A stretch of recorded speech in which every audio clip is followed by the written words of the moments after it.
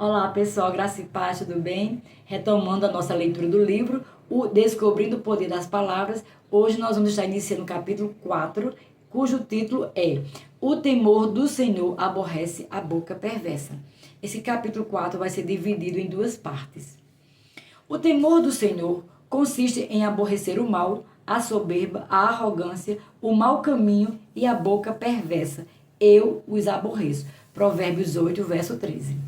O temor do Senhor conduz à vida, aquele que o tem ficará satisfeito, e mal nenhum o visitará. Provérbios 19, verso 23.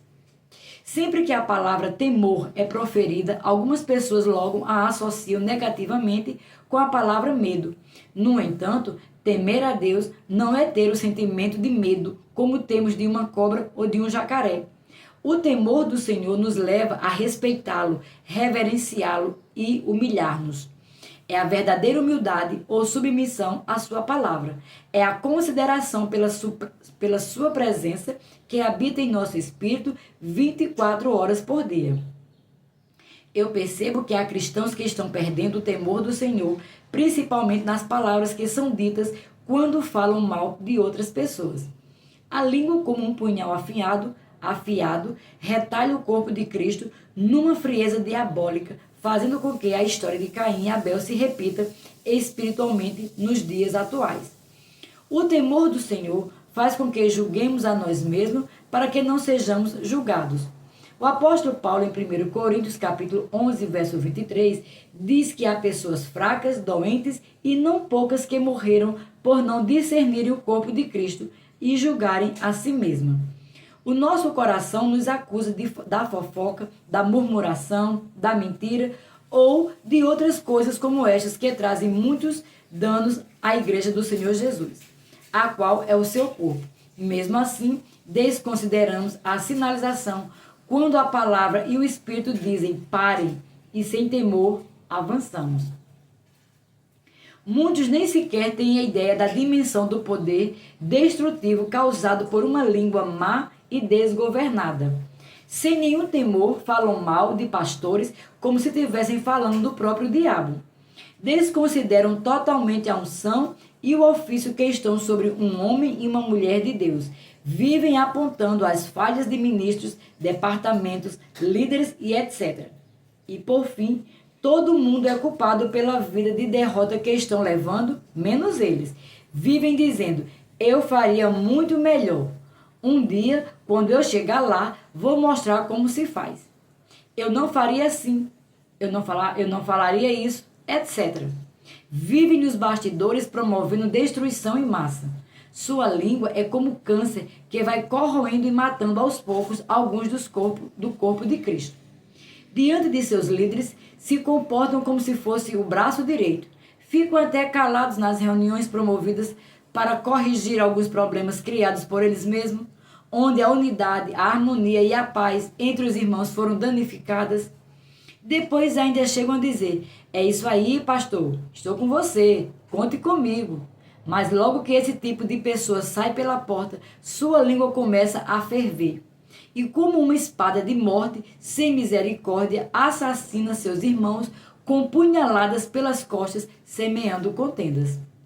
Contra isso, Paulo, inspirado pelo Espírito Santo, disse em Romanos, capítulo 1, do verso 29 ao 30.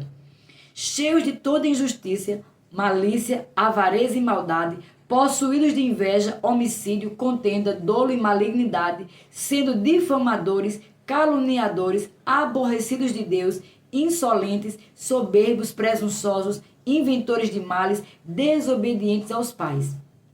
A Bíblia diz que todo aquele que odeia seu irmão é assassino. Por quê? Porque o ódio não controlado desencadeará a outros sentimentos malignos e isso afetará as palavras. Todo aquele que odeia seu irmão é assassino. Ora, vós sabeis que todo assassino não tem a vida eterna permanente em si. 1 João, capítulo 3, verso 15. Essas pessoas desconsideram a presença de Deus que habitam dentro delas. Enganam-se achando que Deus não está ouvindo cada palavra dita em oculto. Não adianta cochichar ou sussurrar. Deus ouve principalmente o coração e o cheiro das palavras podres sobe às suas narinas. Com certeza, haverá coisas ou situações que você não concordará 100% com seu líder, mas isso não lhe dá o direito de sair por aí falando para todo mundo aquilo com o qual você não concordou e como você faria e falaria no lugar dele. Isso é rebelião, isso é pecado. A submissão deve ser total, a obediência e relativa. Se algo dito pela sua liderança está fora da palavra de Deus, então você não é obrigado a obedecer, mas deve continuar submetendo-se ao seu líder, respeitando, honrando, ajudando e mandando, pois é a Bíblia que nos ensina isso. Quanto aos servos, liderados, que sejam em tudo obedientes ao seu senhor, líder, dando-lhe motivo de satisfação, não sejam respondões. Título, capítulo 2, verso 9. Nestes últimos dias, o Senhor está nos advertindo e nos exortando a andarmos no amor e em santidade. Subtítulo: Sementes malignas semeiam contendas. Nem murmureis como alguns deles murmuraram e foram destruídos pelo exterminador.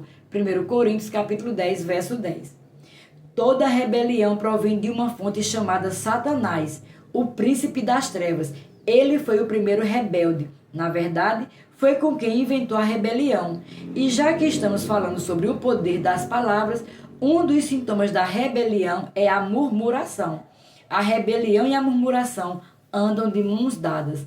E a contaminação veio por meio das palavras. Antes de se tornar Satanás, Lúcifer teve a ideia de que ele não precisava submeter-se eternamente a Deus, seu Criador e líder. Então, resolveu sair falando para todo anjo que encontrava pela frente a sua ideia de se candidatar ao cargo de Deus. Tu dizias no teu coração: eu subirei ao céu, acima das estrelas de Deus, e exaltarei o meu trono, e no monte da congregação me assentarei, nas extremidades do norte. Subirei acima das mais altas nuvens, e serei semelhante ao Altíssimo. Isaías capítulo 14, do verso 13 ao 14. Essa ideia trouxe rebelião, pois não ficou só na sua cabeça, e se há uma coisa que a alma do Senhor abomina é a rebelião ou a contenda entre os irmãos. E não podemos esquecer que toda essa bagunça veio primeiramente por meio das palavras rebeldes de Lúcifer. Eu usei essa passagem para ilustrar a maneira como Satanás pode se infiltrar nas igrejas a fim de provocar rebeliões e contendas. 6 coisas o Senhor aborrece, e a 7ª a sua alma abomina. O que semeia contendas entre os irmãos? Provérbios 6, versos 16 e 19. Qual foi o fim de Lúcifer? Perdeu a unção, o ministério, a vida e a sua luz. A ausência de tudo isso resultou em trevas. Na multiplicação do teu comércio se encheu o teu interior de violência e pecastes, pelo que te lançarei profanado fora do monte de Deus e te farei perecer, ó querubim da guarda, em meio ao brilho das pedras. Elevou-se o teu coração por causa da tua formosura, corrompestes a tua sabedoria por causa do teu resplendor. Lancei-te por terra, diante dos reis te pus, para que te contemplem. Pela multidão das tuas iniquidades, pela injustiça do teu comércio, profanaste os teus santuários. Eu, pois, fiz sair do meio de ti um fogo, que te consumiu e te reduzi às cinzas sobre a terra, aos olhos de todos os que te contemplam. Ezequiel, capítulo 28, do verso 16 ao 18. A sua cauda arrastava a terça parte das estrelas, entre parênteses, anjos, do céu, as quais lançou para a terra. Apocalipse, capítulo 12, verso 14. Você vê? A terça parte dos anjos foi contaminada pela rebelião de Lúcifer, e todos eles receberam preço por isso. Satanás tornou-se um líder fracassado, juntamente com seus anjos caídos, os demônios. Não há vida na murmuração, não há vida na língua enganosa, não há sucesso na rebelião. Às vezes, Fico sabendo de casos em que as pessoas saíram da sua igreja falando mal do seu líder e que depois até subiu sua própria igreja. Aliás, que até abriu sua própria igreja. Como pode uma pessoa sair da sua igreja em rebelião e começar uma nova reunião ou igreja? Sua intenção é estar acima de todos ou tem dificuldades em se submeter a uma liderança? Ou os dois? Não era essa a ideia de Lúcifer? Acima dos anjos, sentar no trono, ser semelhante ao seu líder? É tempo de ajustarmos as coisas com o Senhor, com o seu irmão, com a sua família, com seu cônjuge e com seus filhos. Não me entenda mal, mas isso pode lhe custar a própria vida. Então deixe a palavra amorosa de Deus transformar todas as áreas da sua vida. Exponha-se à luz da palavra, caso contrário, onde você estiver, em qualquer igreja ou lugar que você for, levará consigo a insatisfação, a murmuração e a rebelião, caso você não se arrependa e se trate o mais rápido possível. O temor do Senhor consiste em aborrecer o mal, a soberba, a arrogância, o mau caminho e a boca perversa. Eu os aborreço. Provérbios 8, verso 13. Ficamos por aqui. Até o próximo vídeo, em nome de Jesus.